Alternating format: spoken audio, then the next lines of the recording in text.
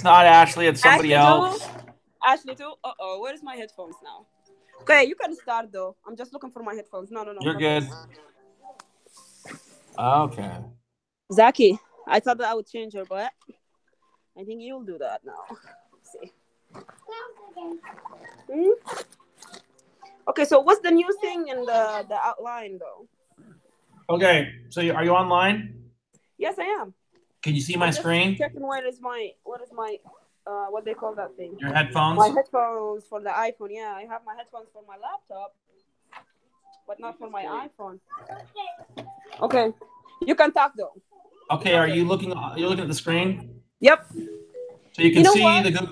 Yeah, Should I open it on my laptop? That will be easier then, since I know where's my headphones at. yeah, you can do that. I can shut you off and you can log back on. Okay, good. I'll Let's do log. that. I sent you the link to your email, Uh huh. so I'll kick you off and then just log back on with your laptop. Okay. Okay, Okay. Good. I'm ejecting you. Okay. You're ejected. Okay. Hey, Amy, how are you? Good. Are you guys done? Nope, we're just starting. Zakia's Oh, gonna log okay. back on. She's finding her headphones for. She's got her family over at her house. She's gonna put her Okay. headphones on. Okay, Okay. so can you see my screen? Yes. Okay, so what I've done is I've taken the Google Drive that we have for our class. So I'm going to Mhm. click on the next screen, make sure it worked. So I click on nursing 11:30 our class, and you'll see example quizzes are the quizzes that. Let me use this. Can you see my little laser pointer? Yes. Is I it, can see your okay. little.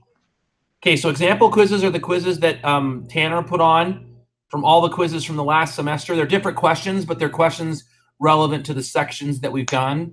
So you could do a focus study using those. Okay. Okay, for the review for the exam. I'm just showing you all the exam stuff. So exam review stuff for finals, I put a bunch of stuff on here to help out. Okay, so Okay. example quizzes. If you go into there, so I'm going to go in there, and I can't remember all what he put in here, but I'll show you what he's done. Okay, so basically he's put like the last 4 exam quizzes on there. So you could go to those and look for a review, and he may even have some more of them. I'm going to hit him up, okay? Okay. Going back, Are they just the quizzes that we've had? no, they're quizzes from other semesters. So they're similar, but they're not exactly the same. So there'll be new questions that you haven't seen before. Okay. But they're relevant to the chapters that we've done, the sections that we've done, because Tana made them up. Tana's made those quizzes up. And so what I'm saying is they'll be familiar to you, but they'll be different questions, a way to practice. Okay. Okay. Now, if you look here, I've got this broken down into 2 sides. I've got completed exams. So exam 1, 2, 3, and 4 are all completed. And exam 5 is the one that we're finally working on, right? The last one. Mhm. So if you go into exam number 5, and you look in here, unit 12 Yes. is up. Unit 12 is the one that self-study. Whoa, hello. What the heck is that? Okay.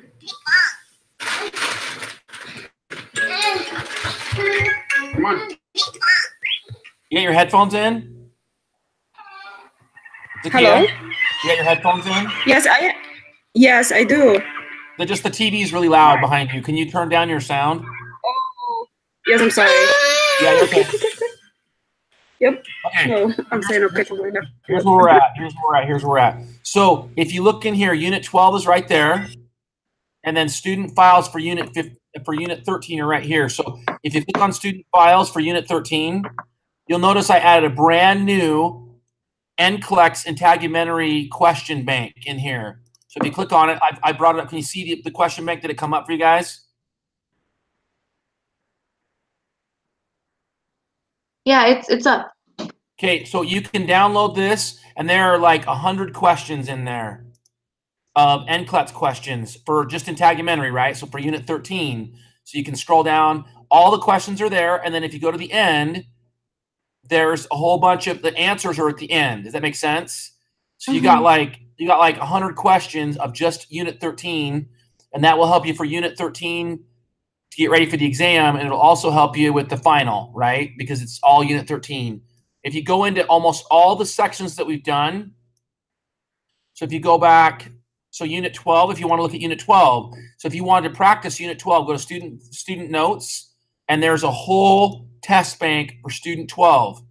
There's 12, unit 12 test. It's actually test 12, and so like there's a whole test bank for just unit 12. If you wanted to do practice questions before you go do the unit 12 quiz that we have to do, then you could go here and practice before you go do the test. Okay. I had questions about the unit 12. Okay, let me get to this, and then I'll answer your questions. Yeah. Then if you're still like, so for final review for finals, okay, hold on, this is taking forever. I don't know why, but whatever. I'm at my work, and the internet sometimes is awesome and sometimes it sucks. Okay, so now go to completed exams, right? And let's go to exam number 3, and let's go to urinary system. Like, click on that one. And again, go to student files again. And you'll notice there's a urinary and NCLEX reviews question bank there. So anywhere where I had a question bank, I've added it. So you can go to those specific sections and find all these NCLEX review questions with the answers to get ready for the final that you can do on your own. You don't need to be with the group, but they're available to you. And they're by section. So urinary is all by itself, cardiac's all by itself, your GI is all by itself. Does that make sense? So after the quiz this week for Unit 13 will be the review time. And so what I'm advocating everybody do is go to that test bank and start doing test questions and bringing those test questions back to the review sessions that will run after this week. Does that make sense? I think so. And then we can focus our study. We won't look at slide decks and crap we've already looked at. We can start digging into actual questions and getting used to seeing questions relevant to the material that we have to study for the review for the final exam. And that's it. And I've given us these test banks in order to be able to do that. Are we all good with that? Yes. Okay, Amy, you had some questions about the final review. So, or from Unit 12. So what were your questions? So I read over what was on the outline of osteomalacia, but it seemed like all of the questions that I missed were like, I don't know if I have a clear understanding what that is. Now, one thing that I do understand is that it's a defect in the bone building, while the other ones are defect in the like breaking down of what was already built. Okay, but, yeah, no, that's a pretty good understanding of it right there. But for example, like, can I just read the question really quick? Yeah, go ahead. So, like, during the study session with the muscular skeletal unit, your classmates ask you a question about osteomalacia. Select all that apply. And then it has A, this condition leads to bowing of the legs outward in children. B, osteomalacia is a precursor for osteoporosis. C, due to a deficiency in erythropoietin. D, will result in brittle bones that are prone to breaking. And E, can be a side effect of Crohn's disease. Okay, so what do you think the answers are? I thought it was this condition leads to bowing of the legs outward in children. That's true, yep. And that it will result in brittle bones that are prone to breaking. Okay, now look at the definition. So what is osteomalacia? So it refers to a softening of bones caused by a vitamin D deficiency. So the bone matrix itself is not physically there. So their bones aren't brittle to break. Their bones are soft to start with. So by definition, so what is that actually describing when it says the bones become brittle and then break? That's osteoporosis. Yeah, that's clearly osteoporosis, or the precursor to osteoporosis is what? It's not. I don't think it's osteomalacia. It's something else. It's osteopenia. Yeah, osteopenia, right? So what they're saying is that the bone matrix is appropriate and it's building right, and then some other process is going and pulling the calcium away, causing it to be damaged. Okay. For osteomalacia, these people already have diminished bone strength. So if someone's got bowed legs and their back is at a joint and their scoliosis, are they engaging in activities that would cause their bones to be broken? Probably not. Yeah, so again, and I'm not totally sure on that one, but I know that by definition that's not osteomalacia, that's osteoporosis. Okay, what was the other one you chose? Those are the two that I chose, and What I were got. the other answers? Well, it doesn't show you the answers. It just says that I got 0 points for the entire question. Oh, really? Yeah. So Okay, I'll let Zakia take this one.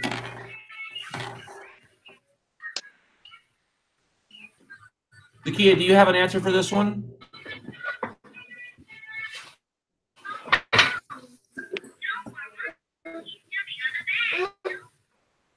So Amy, I think Tana yeah, has these all. I so think Tana did all these are all or nothing on let these. me see which question that in our 30 questions. Hold on. No, I'm just checking. Like I'm going over the notes to see like if there is anything different. That Let me pull out my binder too. Jordan, please. Go to your mom. Okay, hold on. So I think where I'm getting confused is that I know what Wait. the disease is. I'm just trying to figure out like what the Chris, huh? scientific to it would be. Hold on, let me get it in front of me so I'm looking. Yeah, let me see. I think I have them here. Which question is that? Is about on our practice one, I believe it's 10 if you have the same one as me. Where I put the practice quiz? Doggone it. I don't even have it in front of me right now. You said as to what, Emmy? Malaysia. Malaysia. Let me bring up the quiz. Hold on. I'm gonna bring it up on my notes. Sorry, Amy. I'm working. I'm like her. I'm trying to bring it up so I can see it. No, you're good. I gotta be honest. I'm not that good. I gotta see it in front of me. Okay. Exam number. Okay. Astro Malaysia. Okay. So I think that you're right. It's just one of those all or nothing things. I wouldn't expect. Yeah, no, I'm gonna look it up with you. So it's number 10, right? Yeah. Okay, during a study session I'm checking for the muscular skeletal unit, your classmate asks you a question about osteomalacia. Select all that apply. This condition leads to bowing of the legs and outward and Would chilling. you read the question for us? Yeah, so it's here. Let me put it up. Hold on. I'll zoom in and bring it up. Let me zoom in on it so we can see it really well. And I'll highlight it so you can see it.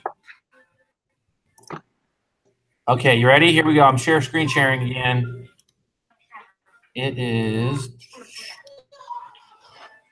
What the heck? Where is it? Where did you go? What the hell? Why can't I screen share that? Piece of dirt. It's not that. I don't want that.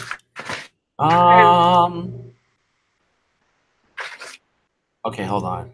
Gosh dang this stupid piece of shit.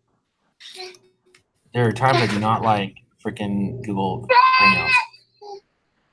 Okay. So we're on number 10, correct? And number 10 is right here. And let me zoom in on it. Okay, I can see that is what I have is A and D. What do you have? So on number 10, it's not D.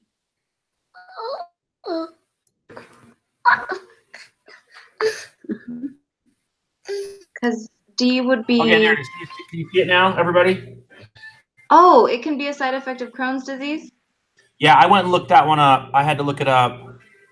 Okay, I didn't even know that, but I should have gone into the book for that one. I usually go into the book for the ones that I had to go back into the notes of Crohn's and look it up.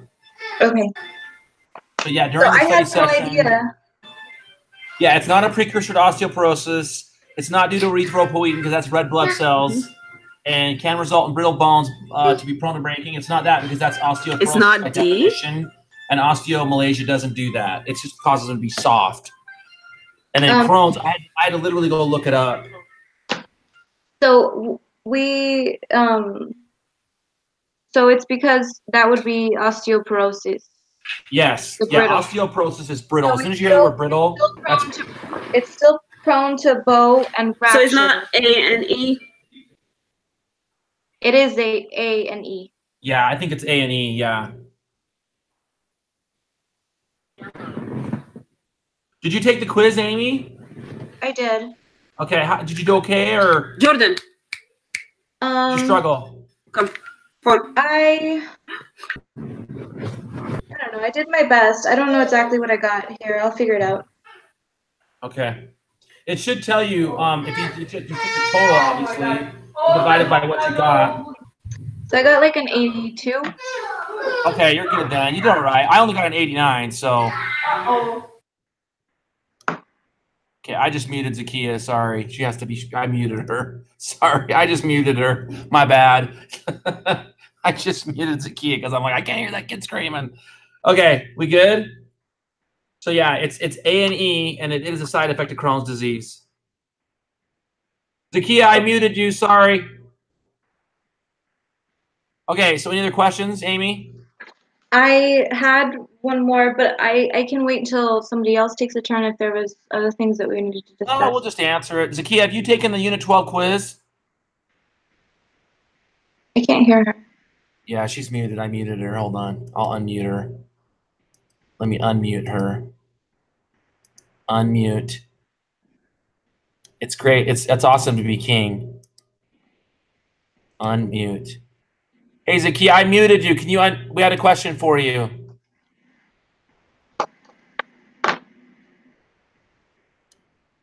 Zakia.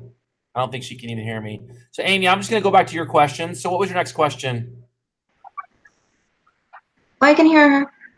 Oh, you can hear her? Zakia, have you taken the quiz yet? The Unit 12 quiz? No. Okay. Why is it not working? She muted again. It's okay. So, Amy, what's your next question on Unit 12? So the pediatric bone structure is different than adults in several ways. After doing a quick internet search, you might recognize which of the following statements to be correct about pediatric musculoskeletal injuries.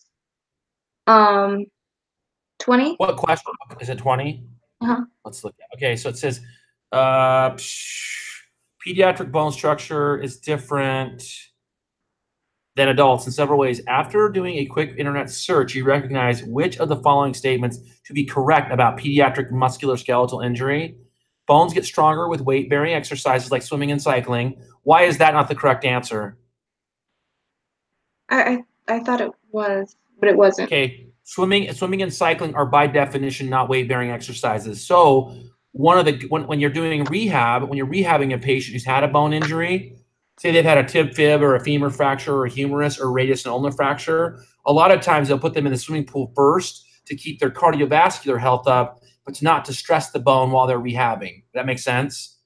And then what they'll do is they'll slowly, over time, start to add weight to their body as they're doing things. So, like for example, my mom had a knee replacement, and they put her in a water tank and made her walk on a treadmill in water, and it displaced her weight. So she was only carrying about 10 or 15% of her weight, but it made her walk in the water. So, and then over time, they started taking less and less water in the tank until there was no water in the tank, and she was actually just normally walking. And so swimming is not a load-bearing exercise, so you won't get bone mass just from swimming. But swimming feels wonderful, by the way. So for the one that I put was B, a fracture that affects the bone growth plate will result in a shorter bone as the child grows. And that's like absolutely true. If they damage the bone, the growth plate, and then and did you read that from the book, or where did you find that? I just knew that from actual like EMS stuff, like from my previous experience.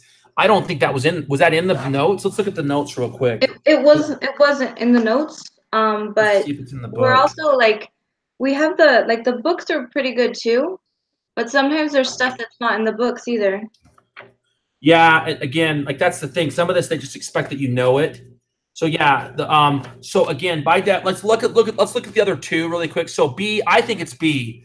A fracture that affects the bone growth plate will cause a shorter growth in the child as they grow because it damages the growth plate and then it can't grow right. Okay, number C, the most common pediatric fracture is a bone impaction. That's So not what's true. a bone? Yeah, that's clearly not true. A bone impaction, they get green stick fractures are the most common. That's the most common child bone fracture. So that's not right. And a child bone fracture takes much longer to heal than adult. Is that true? No. Children heal faster. Children heal faster. And so by discriminating out the other three, even if you didn't know that B was the correct answer, you know the other three are just not true. You know what I'm saying? Either from the notes or from your own experience. Like childhood fractures, man, kids heal so fast from bone breaks. They heal almost twice as fast as adults. And that's why it's so important to get children's bones set quickly. To actually get them reduced and then reset as fast as you can and get them set correctly because children's bones grow so fast. And if you don't, I mean, within a day, they can already have the callus formed and already getting osteocytes coming to that site to start forming new bone matrix. So you got to get on it really, really quickly. Okay. Okay. And again, yeah, if you damage the growth plate in anybody, it'll cause them not to grow as well. Okay. Sorry, I just wanted to, like, I didn't know where to find that information. I looked through the book a little bit, but I didn't exactly know, because I'm like, usually I use the book to like get more in detail of certain subjects, but if I don't know the subject I'm looking for, I kind of don't really You're know all where right. to. Okay. Well, and we haven't been really going over this, so I apologize. I mean, we kind of went over it, but it was more like again in the whole scheme of things, we've all kind of gotten caught up. Okay. Well, Does that answer your question? Yeah, is that it? Okay. But you took the exam, you got an 80%, you didn't totally bolo it, you're feeling okay. I don't feel great about my 80%. Okay, no, that's good. Okay, well then here we go. So let's do this. Let's get into, we got about a half an hour, and let's get into Unit 13. Give me 1 second to get in here with you guys. I don't know why everybody like getting different answers though. Sorry Did you again. have questions about any particular one? Like number 6. Zakia, what was your question? Number 6, I have like we were in a group and Zakia, it's can you hear like me? yeah, I can hear you good. Where in the hell? Do you hear me? Number 6?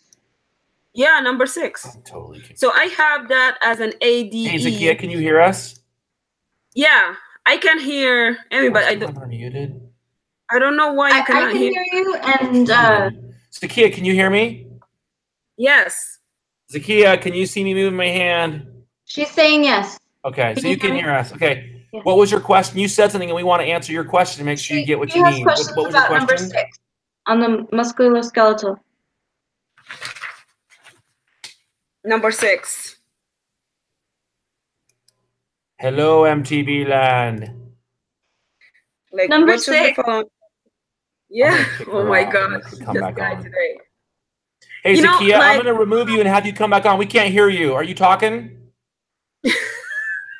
Jesus. Okay. Okay, I'm going to kick her off and make her come back on. I'm kicking you off and making you log back on so we can hear you. Okay. So, Amy, we're going to move on. I don't know what's going on with her thing. I can hear her and then I can't hear her. And this is what I hate about the tech thing. Okay. Amy, can you hear me? I can. Yeah. Can you hear me? How come I can't hear? Damn it. Do you want to just try How come again? I can't hear you guys. Hello? Do you want to just try again? Damn it. I can't hear you, Amy, either. Oh. Amy, can you hear me? I can hear you. Oh my gosh, I can't. What the hell is going on? Okay. Try again? Yeah. Hold on. Let me just send her a quick text and sorry, I'm not being mean. Okay. I'm gonna hang up. Why? Are you leaving? No, call me back.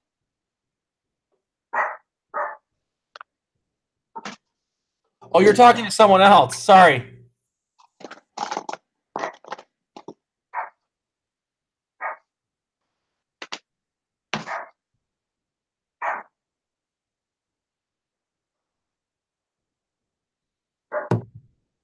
Okay, Amy, you still there?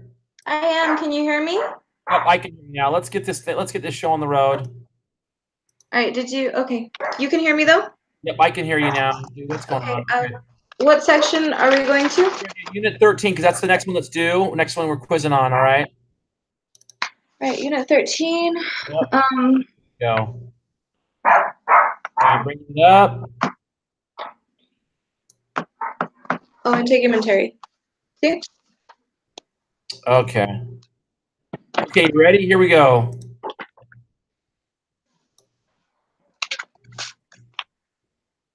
There we go. Now we are on the same page. Okay, here we go. Okay, so there are 7 risk factors dealing with integumentary, or you know what they are? So it's fairness of skin, so like amount of melatonin. Yeah, just yep, fair skin and fair and light-haired people are most at risk. Exposure to chemicals and radiation, trauma, which is like burns, open wounds, and then Compression wounds or like pressure ulcers.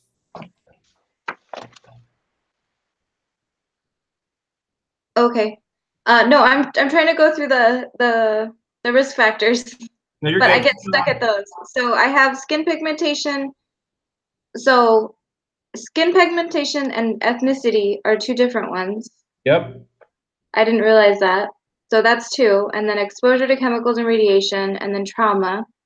So the last ones are pathogen, body states causing decreased circulation. So that could be like obesity, smoking. Is it chronic heart failure? Yep. Chronic heart failure. Yep. Is she on? Keep going. Hey, Zakia. Okay, and then body states causing compromised immunity. So that's like the immune or the autoimmune diseases. Yep. So body cancer, AIDS.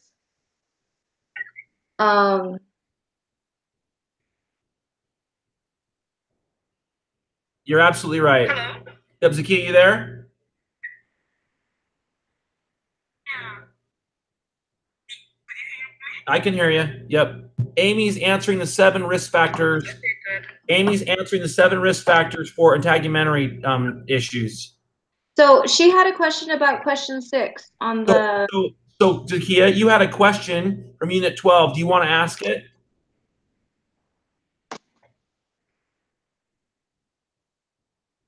Zakia, you had a question from Unit 12.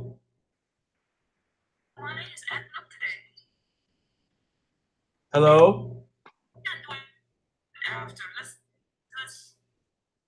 Okay, let's keep going. Let's keep going. Okay. Okay, Amy, let's keep going with Unit 13. Let's go. Okay. And then I will answer my. Okay, keep going. That's fine. Okay. So it would be. Okay. So those are the risk factors. What's the next question? So there are 3 types of pathogens specifically that we deal with regards to skin conditions. They're fungal, bacterial, bites, and infestations. So under fungal, what would be the 2 key words that stand out that define fungal infections? Hygiene and moisture. Yep, hygiene and water are the 2 giveaways for fungal infections, right? Okay, and then for all these, for fungal, bacterial, and bites and infestations, the other key word is breaks in the skin. The pathogen has to have access to the underlying skin tissue, the underlying dermal tissue to get in there to cause damage, okay? But the key ones for fungal, as you just clearly said, is poor hygiene and water. What would denote bacterial? What's bacterial's keywords? It's the staphylococcus and the streptococcus bacteria. Yep, staph and strep are the 2 big ones for that one, right? And then the other key piece to bacterial, the other key piece to bacterial is like immunocompromised people. So people who have HIV, lupus, or they're receiving treatments like chemo and radiation that cause their immune system to be reduced. and to damage the tissues. Okay. Okay. Is that cool? Yes. Okay. What about bites and infestations? What's the key thing about that? Standing water. So standing water is the first one, and the second one is close association of people together. So prisons, the military, anywhere you got close association of people and standing water present, you're going to have opportunities for people to bite each other, for animals like dogs and cats to be exposed to humans and bite and scratch them, or in the case of insects, the standing water in close association to large groups of people can cause those kinds of infections to just run rampant through a population. Okay. So just like a fun side note. Go ahead. There's a YouTube video that just talks about how come there was like no new world pox. And it just kind of talked about how the only reason that diseases wiped out like most of the native inhabitants of the Americas, and it didn't go the other way, was because they didn't have big enough like livestock to kind of like domesticate, like the domesticable livestock were like there weren't any on those continents. Like the most likely ones were like buffaloes and stuff like that, and they were huge and scary and awful. Yeah, no, yeah. The local populations in the Americas, and also has to do with terrain, right? So if you're living in the high Andean mountains, cows don't live in those areas. The terrain is too hard for them to get in there, and then they find them. They didn't have cows. Yeah, no, that's what I'm saying. It's also geography drives what livestock can be in an area. Does that make sense? Yeah. No, but there's a video. I recommend you watch the video. It was just a fun watch. Well, send us the link. Send us the link. Okay. You get a minute, send us the link. Okay, so that's those guys. And just remember that here in Utah, just as a side note, that West Nile virus is really, really big here in Utah because of mosquitoes, and we get a ton of mosquitoes in the summer. West Nile virus is a particular problem here in Utah, and that we need to be careful because it causes encephalopathy and neurologic damage. Are we good? Zakia, you following us still? Yep. Okay, Zakia's on my phone. Amy, she's on my phone. You know where she's at. Okay, cellulitis. What's going on with cellulitis? Zakia, do you want to talk about cellulitis for us? So it's a bacterial infection. Yep, and the two keywords we're looking for there were what? Staphylo. Yeah, just staph and strep. You can just say staph and strep. Okay. Staph and strep. Okay. And it's like most people who prone to that will be people with low immunity, like people with people who use MAP. Like Yeah, so cellulitis specifically is people with low circulation and people who have compromised immunity. That makes sense? Those two risk factors are really, really high with cellulitis. Okay, that's the key thing with cellulitis. Okay, so the risk for cellulitis, the two that I have here on the notes is prednisone. People who are taking prednisone, the steroid treatment, and areas of edema are two key things as well to remember with cellulitis. That where they're getting edema. You said areas of low circulation and immuno. Is that what you said? So low circulation like diabetes and lupus and some stuff like that, and then people who are immunocompromised, HIV, that stuff. Those people are going to be at particular risk for cellulitis. Okay. And then obviously those who are retaining fluid. Okay. Hi. Hey, how you doing, Hala? Tired. Sorry, guys. You're okay. I'm ready to throw up. So tired. No, you're good. So we're gonna learn two new words in cellulitis. They are hyperemia and erythemia. What's hyperemia mean? Is it like swollen? Yeah, it's just it's a really, really interesting medical term way of saying swollen. Yeah. And then Zakia, what's erythemia mean? And erythema is erythema. It's redness. Hold on, hey, Paula. Traveling, huh? Zakia's on my cell phone. Oh. So just when I say your name, just wait for her to answer because she's not on your. You can't see her on the screen. Oh, I'm so sorry. You're okay, Zakia. What's erythema? It's redness of the skin. Yep, redness of the skin, and that should be the giveaway for what key thing of inflammation that we learned previously. Sharp. Sharp, right? The signs and symptoms are sharp related. Okay. Local acute inflammation. Yeah. Okay, so here are the causes of cellulitis: skin injury, cut or abrasion, allowing the pathogen to get in. Medical procedures, IVs, surgery, anything that we do that breaks the skin as nurses can cause cellulitis. Okay, people getting new tattoos at a nasty tattoo parlor. Okay, and then causes problems causing skin breakdown, cirrhosis, fungal infection, athlete's foot, that kind of stuff.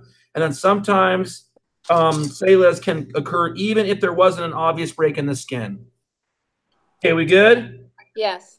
Okay, important nursing considerations. There are 3 of them. Does anybody know them off the top of their head without looking?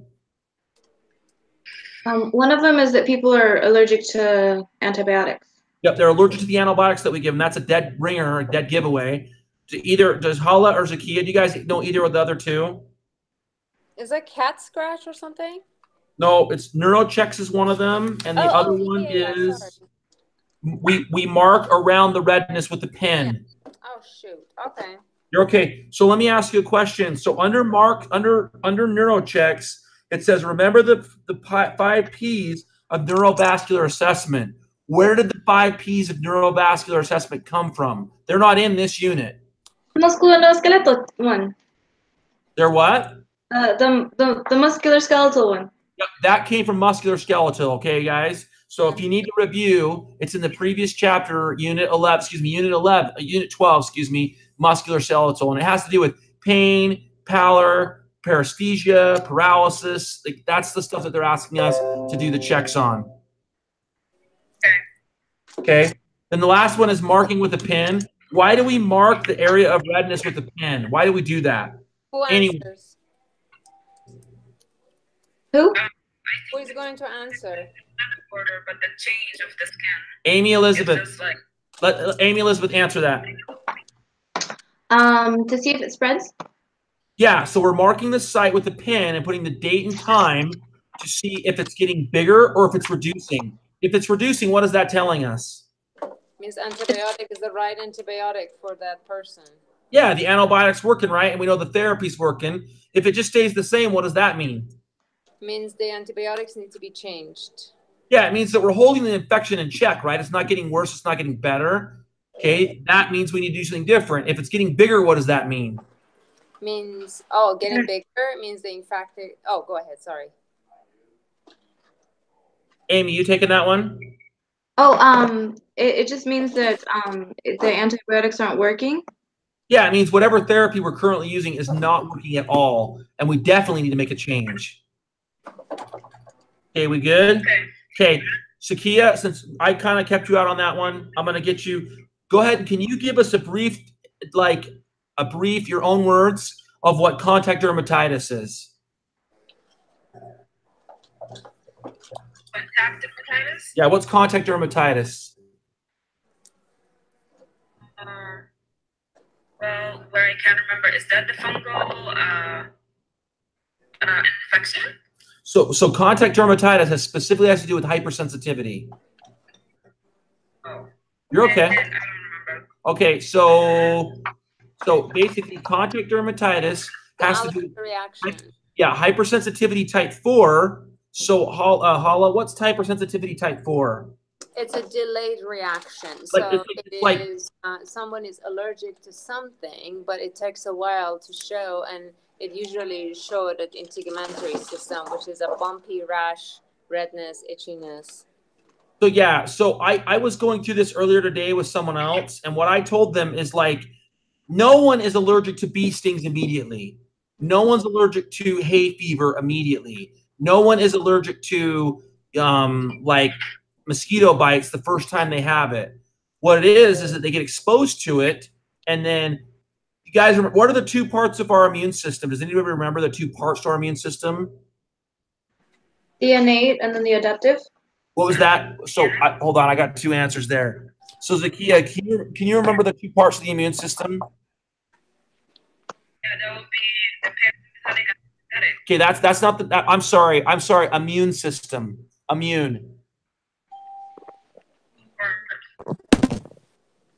There are two wings to the immune system. Is it active and passive? Yeah, it has to do with short, quick onset and long-term onset. Mm-hmm. Okay. Oh, okay, yeah. So there's a neuro response and endocrine response. So basically, what I'm saying is there's neutrophils and there are lymphocytes, right? Oh yeah. What do neutrophils do? How do they work? Aren't they the acute one? They're the first line of defense. Yeah, they're the quick response, right? So both Zakia and Hala both gave good answers. Zakia gave an answer. She's like, yeah, it's a quick response. It starts killing everything. Okay, so what contact dermatitis is saying is someone gets a bee sting the first time, they'll have a delayed onset. If they have a more sensitivity to it, they'll have a delayed onset the first time. They'll get a little bit of a rash. They might feel a little bit sick, and then nothing else happens. Their body responds to it appropriately. But what happens is it develops into type 1 when the lymphocyte B cells remember that thing. So the next time they get the bee sting, what happens? The neutrophils start to attack, but they have this memory built in, and they get this massive response to that bee sting the next time. And that's when it develops into anaphylaxis the next time. So the first 2 or 3 times someone's exposed to something that they're allergic to doesn't give a massive throat clogging anaphylactic response. They'll get a little bit sick. They'll have a rash. They'll get an allergic response to it, but it's a type 4. But over time, the more times they're exposed to that antigen, it'll develop into type 1 anaphylaxis. And contact dermatitis. Both of the things that you're saying is type 1. So type 1 is like, so for example, people that are allergic to bees. No, the initial exposure, like the first response, and the subsequent exposure. So the initial exposure is a type 4 exposure. They get stung by a bee, and they get a type 4 exposure to that. It's delayed. They feel a little bit sick. It takes a couple of days for it to develop. They get a little bit of a rash, and then their body deals with the venom and gets rid of it. It purges their own system. But what happens is their B lymphocytes remember that antigen, and they get ready for it the next time. So when they get stung by a bee the next time, what happens? The antibodies whoosh Into the blood. Yeah, they go crazy, and that anaphylactic response happens, and they go crazy trying to attack that antigen. They call histamines there, and they start to cause that swelling and that vasoconstriction, and vasodilation and bronchial constriction. They do all this stuff to them as a hypersensitive type 1. So the first exposure is what?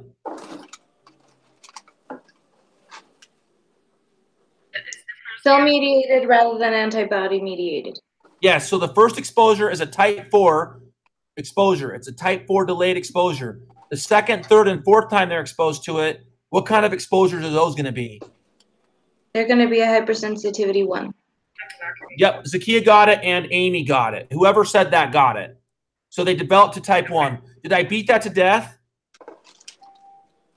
Sort of. Okay, are we good though? Was that appropriate to beat that to death? You know, it's fine. I really have to get together with you because I'm so worked up this past 3 days. My brain is exhausted. No, you're okay. Okay. So there's 2 new words with contact dermatitis. What are they? There's 2 brand new words. Amy Elizabeth, go. I don't know. Pick somebody else. So Zakia, do you know the 2 it's the hives and the itching, but I don't remember the words. Pruritus. Allergic reaction and goes to type 1 allergic reaction. Yeah, no, there's 2 new words. There's one starts with a U and one starts with a P. Can you tell us what they are? It's pruritus. Yeah, pruritus and Urticaria. Yeah? so Zakia, it's urticaria or urticaria and pruritus. Okay, Okay, pruritus is the itching. Yep, pruritus is an itching, and urticaria is what again, Hala? Sorry, is that swelling? Yeah, that's the rash. That's a raised rash. Uh-huh. So in contact dermatitis, because of the kind of hypersensitivity that it is, we're going to get that rash, which is called urticaria, and we're going to get pruritus, which is the itching. Okay, and all of that will be in the anaphylactic. So that's after the delayed reaction. Yep. So in any reaction that they get, whether it's type 4 or type 1, they're going to get a rash and they're going to get that itching. But if it's type 1, in addition to the rash, they're going to also get the throat, the closed off airway, and they're going to have the heart rate problems, the blood pressure and stuff. Okay, we good? Got it. Okay, so there are three. So there are 4 stages of treatment for this. What's the primary thing that we want to do to anybody who's got contact dermatitis type 1? What is the number one thing we want to do? She's raising her hand. Amy Elizabeth wants to answer this. Amy, go. Epinephrine? So not epinephrine. That is the kisser. The first thing that we want to do is to remove the trigger.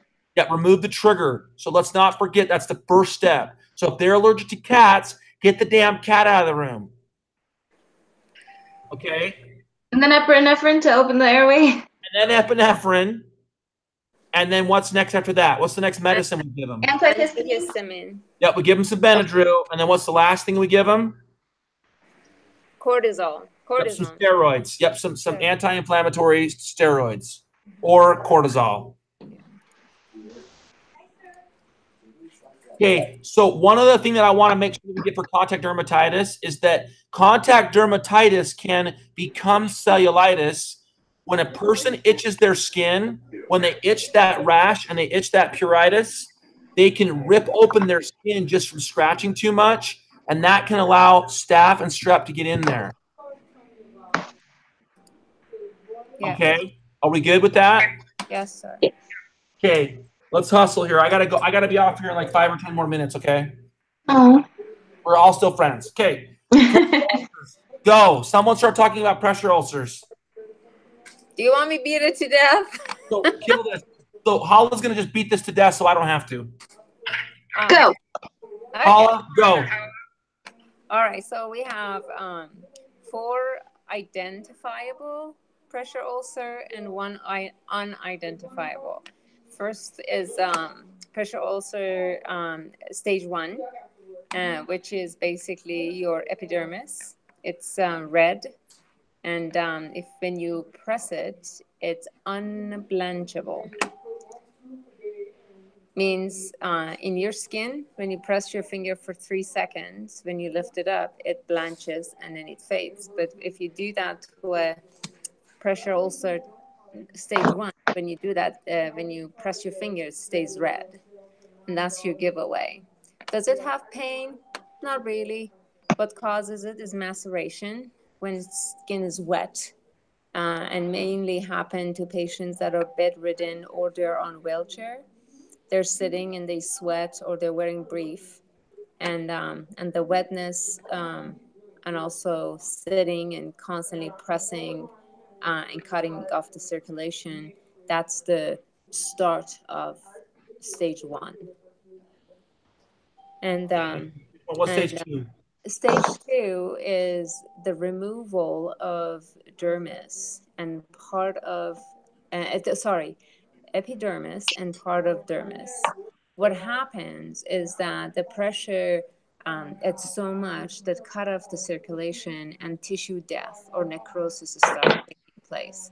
And in this case, if you use a Q-tip, there is some undermining present. No, there is no undermining on this one. There is no under. So you basically, your epidermis is completely gone, and the flesh is exposed. It's red. You don't even do the blanchable, non-blanchable pressing skin, because it's so obvious that it's like if a snake, it will bite you. It'll just look at you when you look at it, and it's painful because the nerve endings are exposed. So if you want to do any wound care, you have to give your patient some painkiller first. Your stage 3. Stage 2 The key term we're looking for there from stage 1 to stage 2 is blistering. There's blistering in stage 2 that was not there in stage 1. There is no blistering, sweetie. You're mixing up burn with pressure ulcer. I'm looking at the notes right here. May also present as an intact or open ruptured serum-filled blister in stage 2. All right. Okay. Sorry, I But still. what she said in the lecture was that it looks like a blister. But it's not a blister because there's Okay, no. I'm just saying that it's supposed to look like an open or closed, ruptured or non-ruptured blister that's You're red. right. Yes, And that's yes. it. I just want to make sure that that's a key term for that Yeah. one that we didn't have in 1. Yes, we're still Okay. friends. We're still friends. We're still friends. Okay, sorry. Keep going, Hala. Keep going. Okay, so stage 3, by this time you've lost the epidermis and you've lost part of the dermis. Sometimes you can go all the way to the fat tissue. And the fat tissue is, you still have some nerve ending exposed, and there is pain involved. And in this one, you have the undermining going. What does undermining means? Means if you grab it on Q-tip and you go around the wound, the skin is kind of lifted from the flesh, so you can just measure it, and that's one. And does it bleed? Yes. There's a chance of infection. Absolutely. When you remove the epidermis, there is chance of getting infection is 100%. And what did Stage they 3 just looks treat it? nasty. What? Stage 3 just looks nasty. It's like it's like Resident Evil, man. It's gross. Yeah. And what they do to treat this, they impacted wet to dry with normal saline and jam gauze, depends on the size. Sometimes they use this little long filter thing, they put it in there. They call, and then sometimes they can put the whole Coban in there. And it all depends on the size. And the best thing is just the normal saline, because salts preserve the good flesh. And when they take the packing out, all the dead flesh, nasty necrotic tissue will come out with it too. And stage 4, it goes all the way to the bone and tendon. And the giveaway is when you look at face to face to the wound, you see white stuff. The white stuff is not the infection, necrosis. It's basically you're looking at the bone and the tendons. And with this one also, there's a lot of undermining as well as tunneling. So the pressure against the flesh has been so long that not only created undermining, it's also when kill the tissue in a form of tunnel. So again, with this one also, they do packing. They use this little long filter thing. They jam it and then they leave it stick out so you don't lose it and get more infection going. And also, they almost always, they put them on antibiotics. And then we have tissues that you look at the wound and you can't stage this because unstageable due to the presence of eschar and slough. The slough is that white yellow stuff that you can't visualize the wound, what's behind it. And then you have eschar, which is that black stuff. They almost always remove it with Santo, which is a chemical that they put it on and it'll eat off all the dead flesh and it'll just come out. That's a chemical removal. And sometimes they take them to the wound care physician, and the wound care physician or specialist and debride the wound, take all that eschar off so it can expose the healthy flesh in order to granulate and heal itself from inside out.